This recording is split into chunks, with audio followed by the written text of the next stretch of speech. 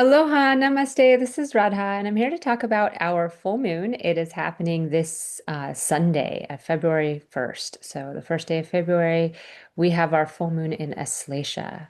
This is the star at the end of Cancer. It's the serpentine star, the star of clinging, the star of grasping, the star that teaches us about aparigraha, the yama of non-grasping, learning to let go. We, as we travel through Cancer, we feel a lot of love and nurturance and unconditional love towards what we're caring for.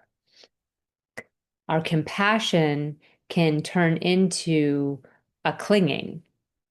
It can become difficult to let go what we've loved and cared for so much, just as a mother might have a hard time letting go of her child when it becomes an adult and letting it go live its own life. Um, so this particular place in the sky asks us to both be very attached and also to release that attachment, to love fully and to allow whatever we love fully to bloom in its own way and grow in its own way. It's a very tantric star. It's ruled by the Naga. This is the Serpentine Kingdom. This is the kingdom of magical snakes that live in our subconscious arena. This is what holds up our conscious living perspective on life. So our thoughts, our actions, the things we speak come from this realm, this domain of the underworld within each of us. This star is on the Gandanta point. And the exact degrees of this full moon are at 18 degrees. It's not quite in the Gandanta yet. The Gandanta is actually just the last degree of Cancer, the first degree of Leo. But this star has that energy where we're going to come to a culmination of this, and we're not going to have anything to bridge us to bring to the next star, which is Magha in Leo. And these ending points, these ending stars that are ruled by Mercury on these in these water signs, have a very powerful way of taking us to a point of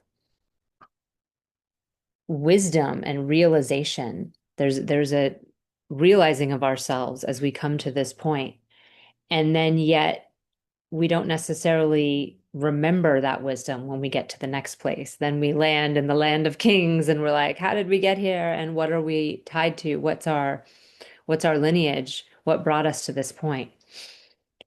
So it's really important to clean out and clear out the psyche in this cycle because we want to land with as clean and clear of a perspective as possible on the other side, right? The more we're carrying with us, the more ties we have, the more things that keep us roped to various instances or individuals, or more importantly, thoughts we have, patterns of thought that are keeping us in fear or anger or anxiety.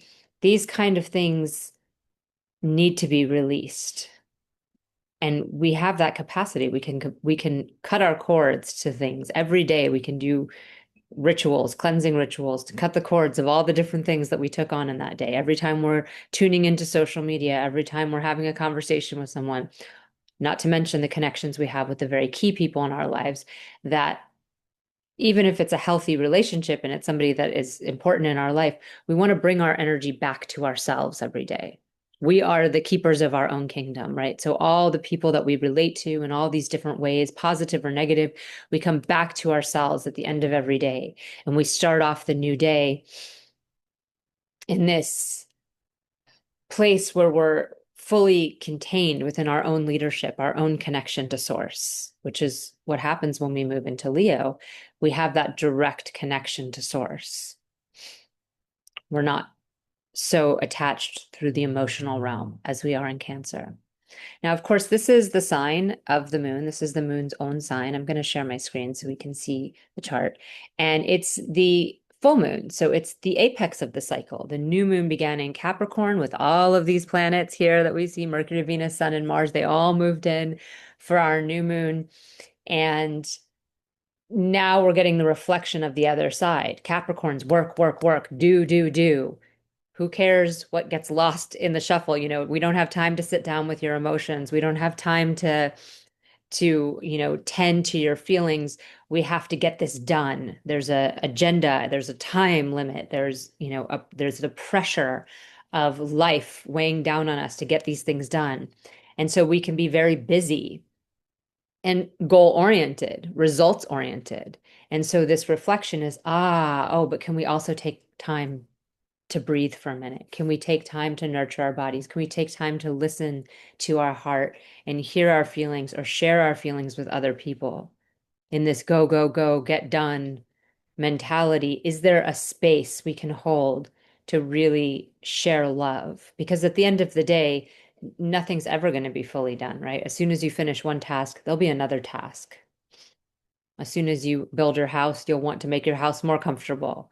You'll want to add in some plumbing and some insulation or some, furniture or something else. There's never an end point to the getting things done.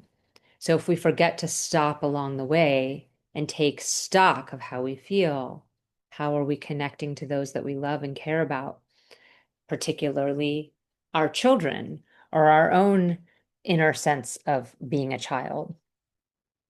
Are we so focused? And I said this in the video 2 weeks ago, there's an epidemic of parenting that is like shuffling children to the next activity, the next activity, the next activity. They already spend, 6 hours in school, then they've got to get to this activity and this activity. And there's not a lot of time for just that connection with your child. By the end of the day, it's like, okay, they eat dinner, you tuck them into bed maybe, and that's it. This isn't my personal style of parenting, but this is pretty predominating in the Western world at this point, with children going to school for so many hours, 5 days a week, and having so many other extracurricular things they might be doing. And then not to mention the errands and things that have to be done just to upkeep the house. And I'm not putting that on mothers. That's a societal thing. We've embraced doing. We've embraced achieving things. We've embraced having as many activities on your docket as possible. We've embraced all of these systems and ways of operating that do negate time to sit and feel and be. And so when we come to the end of that point, which we can look at as Aslesha as a reflection of that, we're holding and clinging like, oh, but I didn't get enough time. I didn't have enough time. And this is a really interesting thing. I've witnessed this with death quite a lot. There's been a lot of people that have touched my life and been important people in my life that have passed in this last year. And I see how many flock at the death, right? How many people suddenly care about somebody's life when they're gone and don't necessarily have the time to hang out with them when they're alive. And myself included, you don't have time for everybody. You don't have time. You have your own life going on, your own stuff happening. But we have an obsession with celebrating something after it's gone and not really spending the time necessary with it when it's there, when it's in front of us. Making the time for that phone call or making the time for that, whatever, playing a game or connecting with someone, checking in on somebody, going to make a visit, even if it's out of your way. All of these things fall by the wayside. And this is where we're at right now, is a point of checking what have we let fall by the wayside in our efforts to get something done. We have, this is the chart of today as I make this video. We have Venus, Mercury, and Sun in Shravana. So much of this week, we're really in this listening place. Shravana is the nakshatra of Vishnu, and it is a listening star where we stop talking so much and we start really allowing the truth of things to settle in. And often those things are between the lines, between the words that are said, between the lines that are written down on the page, between the images that are reflected to us. It's the subtle messages that sink into our subconscious that we often ignore or avoid. But as we move into the actual full moon, we have these in Dhanista. Sun is still in Shravana and Mars is now in Shravana. In the previous screen, Mars was still in Uttara Ashada, where he is right now. And so we have these fiery masculine energies in Shravana. This is the moon star, Shravana, a star of, like I said, listening. And then Mercury and Venus, the social planets, are in Dhanista. They've moved into Mars's star, Dhanista, which is a star of manifesting through steady rhythms, steady action, steady rhythms. And if we can use the materials around us, if we can be resourceful with what we've been given, we can make anything be, anything can be possible. And so this is a way in which we might engage socially,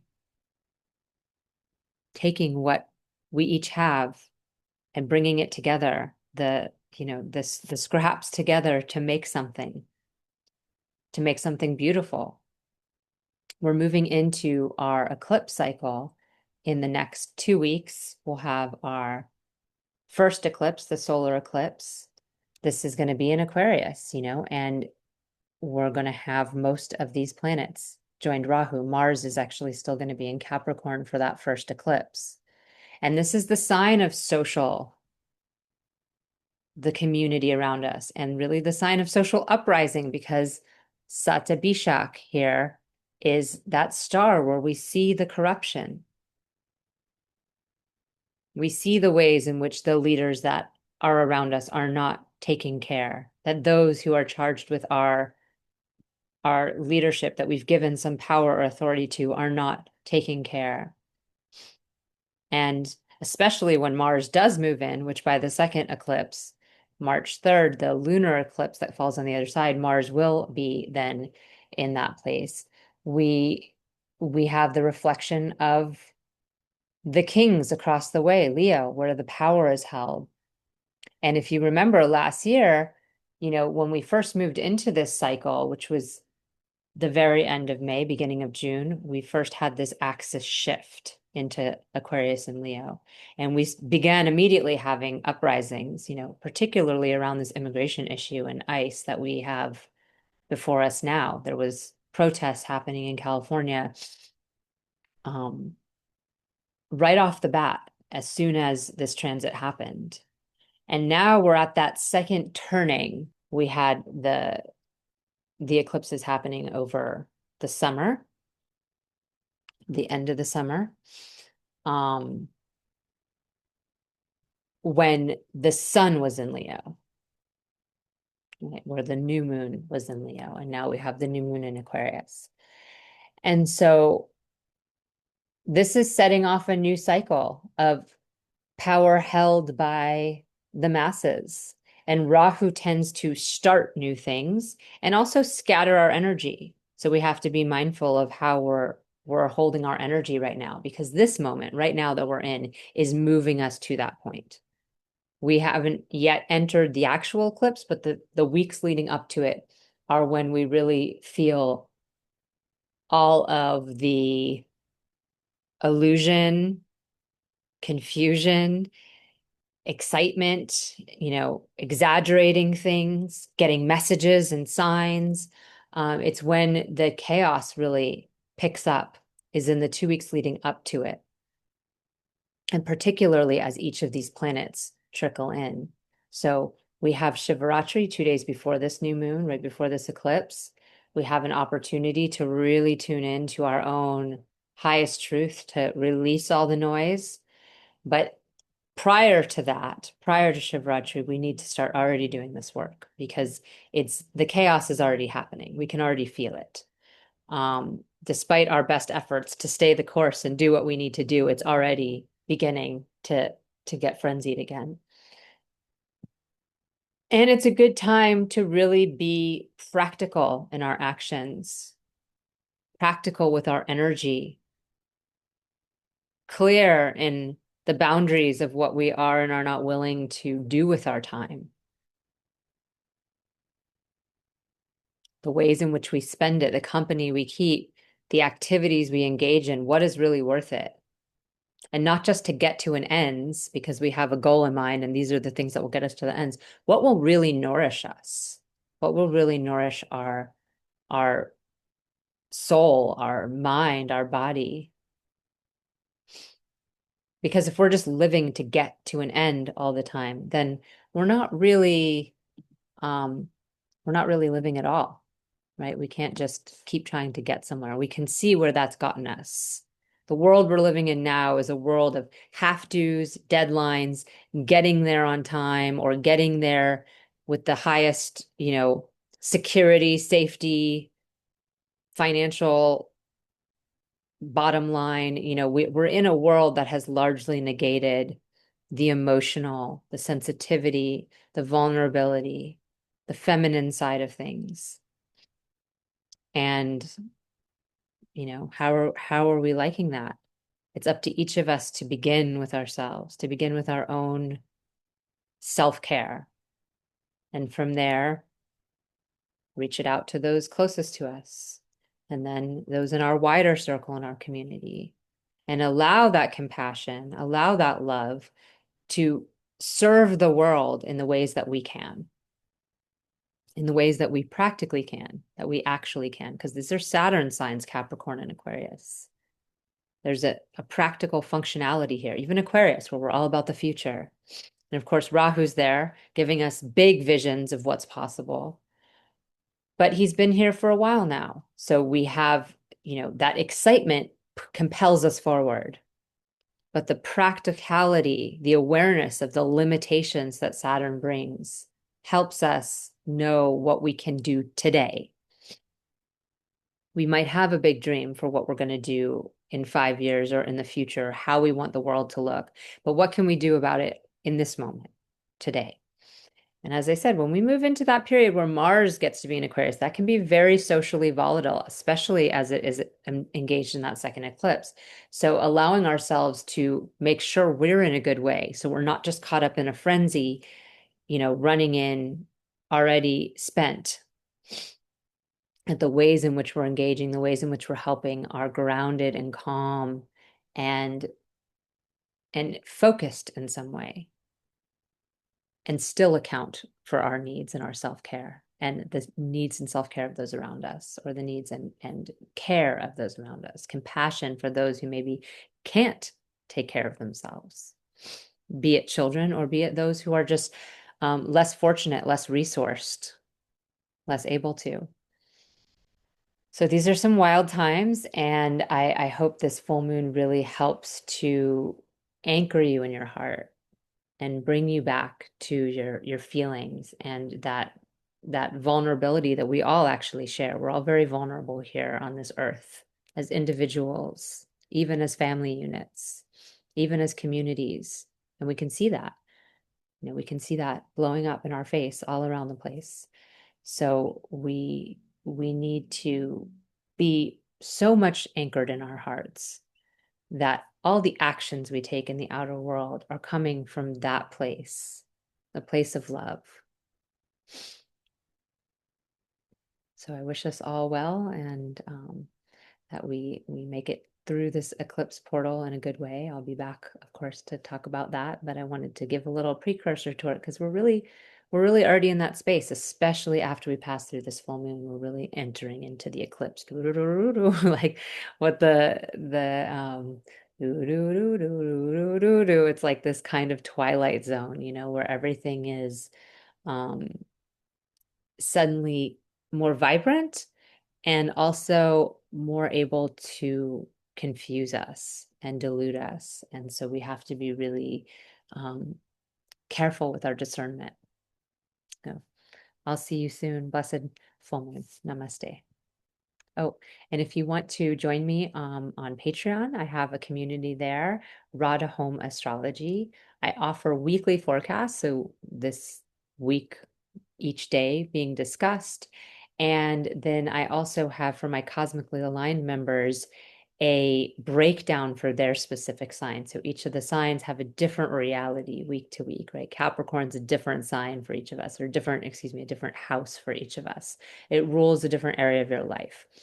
And each of the planets in Capricorn rule different areas of your life. So I talk about these things in my weekly transits so that people can really understand how the alignments are happening for them, how they're showing up in their specific life. We also do live discussions roughly once a month, and this one, the next one, is happening on the 5th of February, and it is going to be um, about these upcoming eclipses. So we're going to dive into people's charts using members' charts for each of the different signs, how particularly the first of the two eclipses is going to affect people. And maybe I'll get another one in there for the second of the two eclipses. Um, but it's these live discussions can be really helpful and great opportunity to really look a little bit closer at what your experience of this is and to even hear what it is for someone else, maybe your partner, maybe your child or your best friend or your boss or someone you work with. You know, it's an important part of empathy and compassion to understand someone else is having a very different experience than you are. You know, my son has the exact opposite rising sign of me, the exact opposite moon sign of me. We have a lot of places where we have opposites, and it's so helpful for me to see how it's showing up. It's almost like he's always having the opposite experience of me. So we get to see things in a very different light when we're aware that not everyone's having the exact same experience. It can really help us with our communication, with our empathy, with our understanding, and with that compassion that we're trying to cultivate. So you can go to patreon.com, Radha Home Astrology, to join there. And if you want to do a reading and have one-on-one counsel with me, I do recorded readings, I do Zoom readings. And you can go to my website, Radha Home Astrology, for that. I have a free, welcome email that I send out whenever you sign up for my email list. And I've just reset it back to the Rahu in Aquarius, K2 in Leo one. So everyone can see kind of how those play out for their specific rising sign, because that will really help you understand this eclipse energy a lot better. So hope to see you soon in some way, somehow, and blessed full moon. Namaste.